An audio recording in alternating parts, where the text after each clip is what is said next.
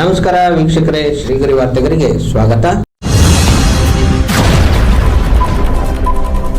ದಿನಾಂಕ ಆಗಸ್ಟ್ 9, 2026ರಂದು ಮೈಸೂರಿನ ಸರಸ್ವತಿಪುರಂ JSS ಮಹಿಳಾ ಕಾಲೇಜಿನ ನವಜ್ಯೋತಿ ಸಭಾಂಗಣದಲ್ಲಿ ಚುಟುಕು ಸಾಹಿತ್ಯ ಪರಿಷತ್ ಜಿಲ್ಲಾ ಘಟಕ ವೈದ್ಯಾವಾರ್ತಾ ಪ್ರಕಾಶನವು ಹಮ್ಮಿಕೊಂಡಿದ್ದ ರತ್ನ ಹಾಲಪ್ಪಗೌಡರವರ ಅಭಿನಂದನಾ ಗ್ರಂಥ ಚುಟುಕು ಸಿರಿ ಬಿಡುಗಡೆ ಮಾಡಿದರು.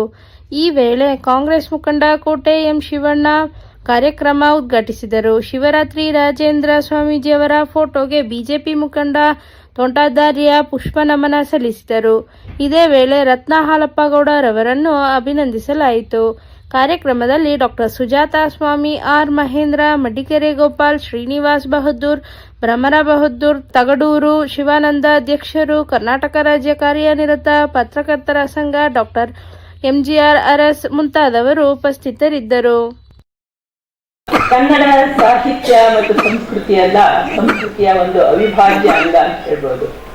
ಸಾಮಾನ್ಯವಾಗಿ ಈ ಒಬ್ಬ ವ್ಯಕ್ತಿಯ ಷಷ್ಠಾಬ್ದಿ ಅಥವಾ ಸಪ್ತತಿ ಅಥವಾ ಅಮೃತ ಮಹೋತ್ಸವ ಇಂತಹ ಸಂದರ್ಭಗಳಲ್ಲಿ ಈ ಒಂದು ಅಭಿನಂದನಾ ಗ್ರಂಥವನ್ನು ಅವರಿಗೆ ಸಮರ್ಪಿಸೋದು ವಾಡಿಕೆ.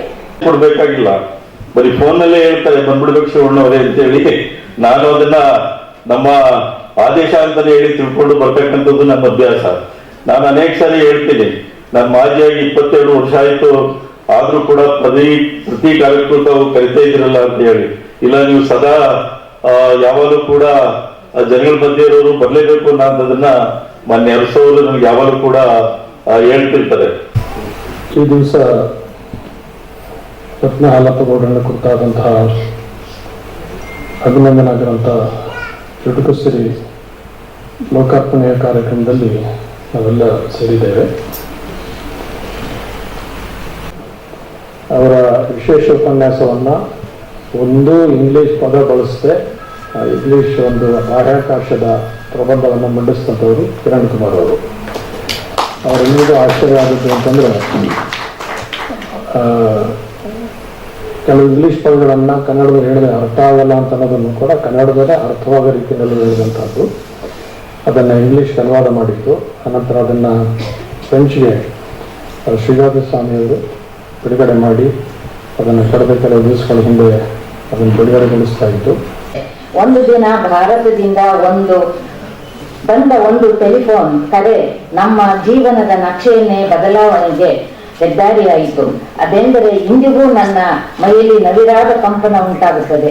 ಮೈಸೂರಿನಲ್ಲಿ ತಮ್ಮ ಅಪ್ರತಿಮ ಕೊಡುಗೆಗಳಿಂದ, ಸಾಧನೆಗಳಿಂದ ರಾಜ್ಯ, ದೇಶ, ಅಂತಾರಾಷ್ಟ್ರ ಮಟ್ಟದಲ್ಲಿ ಸುವಿಖ್ಯಾತರಾಗಿದ್ದ ಪರಮಪೂಜ್ಯ ಶ್ರೀ ಶ್ರೀ ಶಿವರಾತ್ರಿ ರಾಜೇಂದ್ರ ಮಹಾಸ್ವಾಮೀಜಿ ಅವರಿಂದ ಬಂದ ಒಂದು ಟೆಲಿಫೋನ್ ಕರೆ ನಮ್ಮ ಕುಟುಂಬದ ನೆಲೆಯನ್ನೇ ವಿದೇಶದಿಂದ ಭಾರತಕ್ಕೆ ಬರುವಂತೆ ಮಾಡಿತ್ತು. ಅನ್ನದಾನ, ವಿದ್ಯಾದಾನ, ಆರೋಗ್ಯದಾನ ಮತ್ತು ಸಂಸ್ಕೃತಿಯ ಬಗ್ಗೆ ಜಾಗೃತಿ ಮೂಡಿಸುವುದರ ಮುಖಾಂತರ ಮೈಸೂರಿನಲ್ಲಿ ವಿದ್ಯಾದಾನಿ ಎಂದೇ ಸುಪರಿಚಿತರಾಗಿದ್ದ ಪರಮ ಪೂಜ್ಯರಾದ ರಾಜೇಂದ್ರ ಸ್ವಾಮೀಜಿಯವರು ಮೈಸೂರಿಗೆ ಬಂದು ನೆಲೆಸುವಂತೆ ಆದೇಶಿಸಿದರು. ಜೊತೆಗೆ ಪರಮ ಪೂಜ್ಯರ ಸಾರಥ್ಯದಲ್ಲಿ ಪ್ರಗತಿ ಪಥದಲ್ಲಿ ಮುನ್ನಡೆಯುತ್ತಿದ್ದ ಶ್ರೀ ಜಯಚಾಮರಾಜೇಂದ್ರ ಇಂಜಿನಿಯರಿಂಗ್ ಕಾಲೇಜಿನಲ್ಲಿ ಹೊಸದಾಗಿ ಪರಿಸರ ವಿಭಾಗವನ್ನು ತೆರೆಯುವಂತೆ, ಪರಿಸರ ವಿಭಾಗದಲ್ಲಿ ಸೇವೆ ಸಲ್ಲಿಸುವಂತೆ ನನ್ನ ಪತಿ ಪರಿಸರ ವಿಜ್ಞಾನಿ ಡಾಕ್ಟರ್ TP ಹಾಲಪ್ಪಗೌಡ ಅವರಿಗೆ ಆಹ್ವಾನ ನೀಡಿದರು. ಪರಮ ಪೂಜ್ಯರ ಆಹ್ವಾನ ಒಂದು ರೀತಿಯ ಆದೇಶದಂತೆಯೇ ಇತ್ತು. ಇದರಿಂದ ವಿಚಲಿತರಾದ ದಿಗ್ಭ್ರಮೆಗೊಳ್ಳಲಾಯಿತು. ಆದರೂ ಪೂಜ್ಯರ ಅನುಮತಿಯನ್ನು ಯಾವ ಕಾರಣದಿಂದಲೂ ಬರುವುದಕ್ಕಾಗಲ್ಲ ಅಂತ ಎಂದು ಹೇಳಲು ನಾವ್ಯಾರೂ ಸಿದ್ಧರಿರಲಿಲ್ಲ. ಪರಮ ಪೂಜ್ಯರಾದ ಜಗದ್ಗುರು ಶಿವರಾತ್ರಿ ರಾಜೇಂದ್ರ ಸ್ವಾಮೀಜಿ ಅವರ ಅಣತಿಯಂತೆ ಕೆಲವೇ ದಿನಗಳಲ್ಲಿ ಕೆನಡಾದಿಂದ, ದೇಶದಿಂದ ಕರ್ನಾಟಕದ ಮೈಸೂರಿಗೆ ಆಗಮಿಸಿ ನೆಲೆಸುವಂತಾಯಿತು. ಪೂಜ್ಯರು ಜಯಚಾಮರಾಜೇಂದ್ರ ಕಾಲೇಜಿನಲ್ಲಿ ನೂತನವಾಗಿ ಪ್ರಾರಂಭಿಸಿದ ಪರಿಸರ ಇಲಾಖೆಯಲ್ಲಿ ಸೇವೆಯಲ್ಲಿ ನಿರತರಾದರು. ಮೈಸೂರಿಗೆ ಸೇರಿದ ಹೊಸತರಲ್ಲಿ ಈಗಾಗಲೇ ಕೆನಡಾ ದೇಶದಲ್ಲಿ ಕನ್ನಡ ಪರ ಕಾರ್ಯಕ್ರಮಗಳನ್ನು ಅಲ್ಲಿನ ಸಂಘ ಸಂಸ್ಥೆಗಳಲ್ಲಿ ಪರಿಚಯ ಮಾಡುವುದರಲ್ಲಿ ಯಶಸ್ವಿಯಾಗಿದ್ದ ನಾನು ಮೈಸೂರಿನಲ್ಲಿಯೂ ಕನ್ನಡ ಪರ ಸಂಘಟನೆಗಳಲ್ಲಿ ಕಾರ್ಯನಿರ್ವಹಿಸಲು ಮುಂದಾದೆ. ಅನಿರೀಕ್ಷಿತವಾಗಿ ಒಮ್ಮೆ ಚುಟುಕು ಯುಗಾಚಾರ್ಯ ಖ್ಯಾತಿ ಡಾಕ್ಟರ್ MGR ಅರಸ್ ಅವರನ್ನು ಕನ್ನಡ ಸಾಹಿತ್ಯ ಕ್ಷೇತ್ರದ ದಿಗ್ಗಜರಾದ ವಿಶ್ರಾಂತ ಕುಲಪತಿಗಳೂ ಆದ ಪದ್ಮಶ್ರೀ ಡಾಕ್ಟರ್ ದೇಜಗೌ ಅವರ ಸಮಾರಂಭದಲ್ಲಿ ಪರಿಚಯವಾಯಿತು. ಕನ್ನಡ ಪರ ಸಂಘಟಕರನ್ನು ಗುರುತಿಸುವುದರಲ್ಲಿ ಪರಿಣಿತರಾಗಿದ್ದ ಚುಟುಕು ಸಾಹಿತ್ಯ ಪರಿಷತ್ನ ಸಂಸ್ಥಾಪಕರಾದ ಡಾಕ್ಟರ್ MGR ಅರಸ್ ಅವರು ನನ್ನ ಪರಿಚಯವಾದ ಕೇವಲ 1 ತಿಂಗಳಲ್ಲಿ ಮೈಸೂರು ಜಿಲ್ಲಾ ಚುಟುಕು ಸಾಹಿತ್ಯ ಪರಿಷತ್ತಿನ ಅಧ್ಯಕ್ಷರನ್ನಾಗಿ ಘೋಷಣೆ ಮಾಡಿದರು. ಅಂದು ವಿಧಾನಸಭೆಯ ಸದಸ್ಯರಾಗಿದ್ದ ಮಾನ್ಯ AS ಗುರುಸ್ವಾಮಿ ಅವರ ಸಹಕಾರದೊಂದಿಗೆ ಜಿಲ್ಲೆಯಲ್ಲಿ ಚುಟುಕು ಸಾಹಿತ್ಯದ ಪ್ರಚಾರಕ್ಕೆ ತೊಡಗಿಸಿಕೊಂಡೆ. ಕೆನಡಾ ದೇಶದಲ್ಲಿ ನೆಲೆಸಿದ್ದಾಗ ನಮ್ಮ ಮನೆಯಲ್ಲಿಯೇ ಅತಿಥಿಯಾಗಿ ಪಾಲ್ಗೊಂಡಿದ್ದ ಡಾಕ್ಟರ್ ರಾಜಕುಮಾರ್ ದಂಪತಿಗಳೊಂದಿಗೆ ಖ್ಯಾತ ನಿರ್ದೇಶಕರಾದ ಭಗವಾನ್ ಹಾಗೂ ಚಿತ್ರ ಸಾಹಿತಿ G. ಉದಯಶಂಕರ್ ಮುಂತಾದವರು ಪರಿಚಯ ನನಗೆ ಇದ್ದುದನ್ನು ತಿಳಿದುಕೊಂಡು ಡಾಕ್ಟರ್ MGR ಅರಸು ಅವರು ಯೋಜನೆಯೊಂದಿಗೆ ರೂಪಿಸಿದರು. ಕರ್ನಾಟಕದ 30 ಜಿಲ್ಲೆಗಳಿಂದ ಮತ್ತು ಕಾಸರಗೋಡಿನಿಂದ ಸುಮಾರು 300ಕ್ಕೂ ಮೀರಿದ ಚುಟುಕು ಸಾಹಿತಿಗಳಿಂದ ರಚಿತವಾದ ಡಾಕ್ಟರ್ ರಾಜಕುಮಾರ್ ಸಿದ್ದಿ ಸಾಧನೆ ಬಗ್ಗೆ ಚುಟುಕುಗಳನ್ನು ಒಳನಟ ಡಾಕ್ಟರ್ ರಾಜಕುಮಾರ್ ಚುಟುಕುಗಳು ಎಂಬ ಹೆಸರಿನಲ್ಲಿ ಅದ್ದೂರಿ ಸಮಾರಂಭದಲ್ಲಿ ಲೋಕಾರ್ಪಣೆಯನ್ನು ಅವರ ಶ್ರೀಮತಿ ಪಾರ್ವತಮ್ಮ ರಾಜ್ಕುಮಾರ್ ಅವರಿಂದಲೇ ಮಾಡಿಸಿದ್ದು ಹೆಮ್ಮೆಯ ಸಂಗತಿ. ಪರಮ ಪೂಜ್ಯರಾದ ಲಿಂಗೈಕ್ಯ ಡಾಕ್ಟರ್ ಶಿವರಾತ್ರಿ ರಾಜೇಂದ್ರ ಸ್ವಾಮೀಜಿ ಅವರ ಆಶಯ ಆದರ್ಶಗಳನ್ನು ಜಾರಿಗೆ ತರುವುದರಲ್ಲಿ ತೊಡಗಿದ ಪೂಜನೀಯ ಶಿವರಾತ್ರಿ ದೇಶಿಕೇಂದ್ರ ಮಹಾಸ್ವಾಮೀಜಿ ಅವರ ದಿವ್ಯಾನುಗ್ರಹದಿಂದ ನನ್ನ 2 ಹೆಣ್ಣು ಮಕ್ಕಳು ಮತ್ತು ಸುಪುತ್ರ ಉನ್ನತ ದರ್ಜೆಯಲ್ಲಿ ಪದವಿ ಪಡೆದುಕೊಂಡರು. ಪೂಜ್ಯರ ಆಶೀರ್ವಾದದಿಂದ ಹಿರಿಯ ಮಗಳು ಮತ್ತು ಇಂದಿಗೂ ಕೆನಡಾ ದೇಶದಲ್ಲಿ ಉನ್ನತ ಸಂಸ್ಥೆಯೊಂದರಲ್ಲಿ ಸೇವೆ ಸಲ್ಲಿಸುತ್ತಿದ್ದಾರೆ. ಹಿರಿಯ ಮಗಳು ಸುಜಾತ 2 ತಿಂಗಳ ಹಿಂದೆ ಬೆಂಗಳೂರು ವಿಶ್ವವಿದ್ಯಾನಿಲಯದಿಂದ ಫ್ರೆಂಚ್ ಭಾಷೆಯಲ್ಲಿ ಡಾಕ್ಟರೇಟ್ ಪಡೆಯುವುದರೊಂದಿಗೆ ಅಲ್ಲಿಯೇ ಪ್ರಾಧ್ಯಾಪಕರಾಗಿ ಸೇವೆ ಸಲ್ಲಿಸುತ್ತಿದ್ದಾರೆ. ಮೊಮ್ಮಗಳು MBBS ಪದವಿ ಪಡೆದು MD ಪದವಿ ಪಡೆದು ವ್ಯಾಸಂಗ MBBS MDಯನ್ನು ಮಾಡಿದ್ದಾರೆ. ಇನ್ನೊಬ್ಬ ಮೊಮ್ಮಗ ವಿದೇಶದಲ್ಲಿ ಇಂಜಿನಿಯರಿಂಗ್ ವೃತ್ತಿಯಲ್ಲಿ ಮುನ್ನಡೆಯುತ್ತಿದ್ದಾರೆ. ಇವೆಲ್ಲದರ ಜೊತೆಗೆ ಪರಮ ಪೂಜ್ಯ ಶಿವರಾತ್ರಿ ದೇಶಿಕೇಂದ್ರ ಮಹಾಸ್ವಾಮೀಜಿ ಅವರ ವಿಶೇಷವಾದ ಅನುಗ್ರಹದಿಂದ ಕರ್ನಾಟಕ ಸರ್ಕಾರದ ಬಾಲ ವಿಕಾಸ ಅಕಾಡೆಮಿಯ ಧರ್ಮದರ್ಶಿಯಾಗಿ, ಕಿತ್ತೂರು ರಾಣಿ ಚೆನ್ನಮ್ಮ ಪ್ರಶಸ್ತಿ ಪುರಸ್ಕೃತಳಾಗಿ, ಮೈಸೂರು ಜಿಲ್ಲಾ ಕನ್ನಡ ಸಾಹಿತ್ಯ ಪರಿಷತ್ ಮಹಿಳಾ ಘಟಕದ ಅಧ್ಯಕ್ಷೆಯಾಗಿ, ಇದರೊಂದಿಗೆ ಡಾಕ್ಟರ್ ಶಿವರಾತ್ರೀಶ್ವರ ಮಹಿಳಾ ಸಂಘದ ಅಧ್ಯಕ್ಷರಾಗಿ ಸೇವೆ ಸಲ್ಲಿಸುವ ಸದಾವಕಾಶ ನನ್ನದಾಗಿದೆ.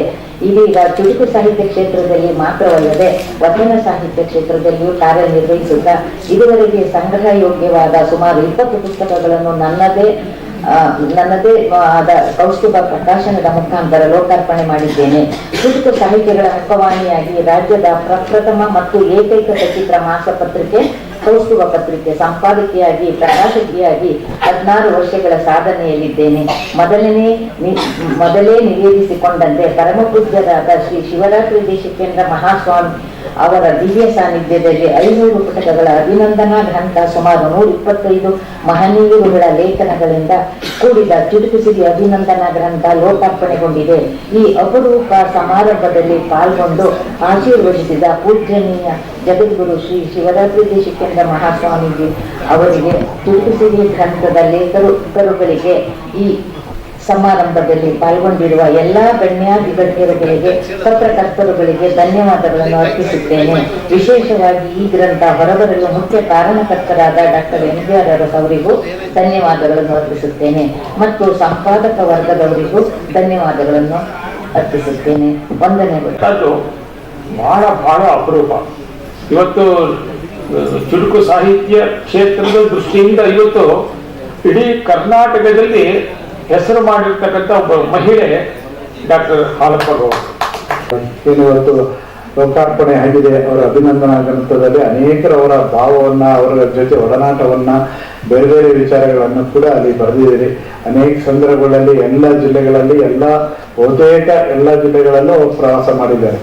ಅದು ಬೀದರ್ ಇರ್ಬೋದು ಅಥವಾ ಇಲ್ಲಿ ಕಾಸರಗೋಡು ಇರ್ಬೋದು, ಈ ಥರ ಎಲ್ಲ ಕಡೆ ಚುಟುಕು ಒಂದು ನೆಲೆಯನ್ನು ಇಟ್ಕೊಂಡು ಎಲ್ಲ ಕಡೆ ಪ್ರವಾಸ ಮಾಡಿದ್ದಾರೆ. ಮೊನ್ನೆ ಅಷ್ಟೇ ನಮ್ಮ ಬನಂ ಲೋಕೇಶ್ ಅವರು ಇಲ್ಲಿ ಬಂದಿದ್ದಾರೆ. ವಿಶೇಷವಾಗಿ ಹಾಸನದ ಹೆಣ್ಮಗಳು ಅಂತೇಳಿ, ಹಾಸನದ ಸೊಸೆ ಅಂತೇಳಿ, ಹಾಸನದವರು ಅಂತೇಳಿ ಗುರುತು ಮಾಡಿದ್ದು ಬನಂ ಲೋಕೇಶ್ ಅವರು.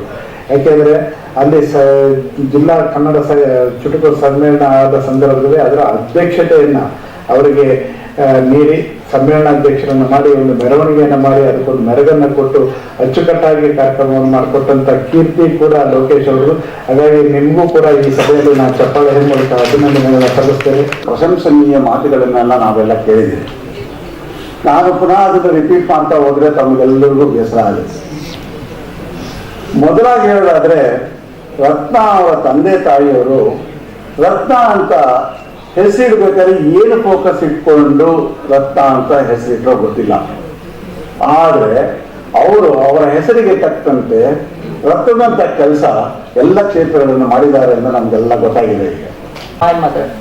But above all is the beautiful balance she holds between being incredibly loving and caring, and at the same time bold and deeply respected for her talent and passion. One of the most cherished things about her is her gift for writing Chutukus, those small yet powerful poems that reflect deep meaning with simplicity and grace. Her creativity has always inspired me. As children growing up, my sister, brother and I were constantly encouraged by her to step out, explore and express ourselves. Be it dancing, singing or any other extracurricular activity, she was our guiding light, nurturing our confidence and shaping our personalities with patience and love. ನಾನು ಒಂದು book ಕೊಟ್ಟರು, ವಚನಾಮೃತ ಅಂತ. ಆ book ನಾನು ಓದ್ದೆ, ಎಲ್ಲ ಕೂಡ ಓದ್ದೆ. ಅದ್ರಲ್ಲಿ ತುಂಬಾ ಮಾನವೀಯ ಮೌಲ್ಯಗಳಿರುವಂತಹ ಒಂದು ಪದಗಳು ತುಂಬಾ ಇತ್ತು. ನಾನು ಹೇಳಿದೆ, ಮೇಡಮ್ ಇದನ್ನ ಒಂದು ಹಾಡಿನ ರೂಪದಲ್ಲಿ ನಾವು ತರಬಹುದು ಅಂತ ಹೇಳಿದೆ. ನೋಡಿ ಸರ್, ಪ್ರಯತ್ನ ಮಾಡಿ ಸರ್ ಆಗಿದ್ರೆ ಅಂತಂದ್ರು. ಅದು 4 ಸಾಂಗ್ಸ್ ಆ ಬುಕ್ಕಲ್ಲಿ ಆಯ್ಕೆ ಮಾಡಿಕೊಂಡು ನಾವು ಅದನ್ನ ಒಂದು ಸಂಗೀತಕ್ಕೆ ಅಳವಡಿಸಿ ನಾನು ಸಿಂಗಿಂಗ್ ಮಾಡಿದ್ದೀನಿ ಅದರಲ್ಲಿ.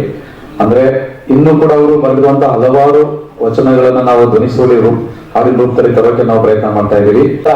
ಟ್ರೈನ್ ಆಗಿ ಬಂದು ಈಗ ಶತಾಬ್ದಿ ತರ ಮುಂದುವರೆದು ಒಂದು ಪ್ರಕಟಣೆಯ ಕಾರ್ಯದಲ್ಲಿ ಎಷ್ಟು ಅದ್ಭುತವಾದ ಸಾಧನೆ ಮಾಡಿದೆ ಅಂದ್ರೆ ಒಂದು ತೃಪ್ತಿ ಕೊಡುತ್ತೆ. ಬಹುಶಃ ತೋಟಗಾರರು ಹೇಳಿದ್ರು, ಅವರ ವಿದೇಶದ ಎಲ್ಲ ಸ್ವಾಮೀಜಿಯವರು ಹೇಳಿದ್ರು. ಆದ್ರೆ ನಾನು ಅವರಲ್ಲಿ ಗಮನಿಸಿರೋದು ಅವರ ಸೈಜ್. ಕುರುಡ್ರಾಗಿರೋಲ್ಲ ಲಾಲ್ ಬಹದ್ದೂರ್ ಶಾಸ್ತ್ರಿಯಿಂದ ನೋಡಿದ್ರೆ ಪ್ರತಿಯೊಬ್ಬರು ಉದ್ದಿಮೆಯವರಿಗಿಂತ ಕುಳ್ಳಾಗಿರೋರೇ ಸಾಧಕರು. ಮತ್ತೆ ಮುಂದಿನ ವಾರ್ತೆಗರಿಯಲ್ಲಿ ಭೇಟಿಯಾಗೋಣ. ಶ್ರೀಗರಿ, ನಿಮ್ಮ ಮನದಾಳದ ಗರಿ.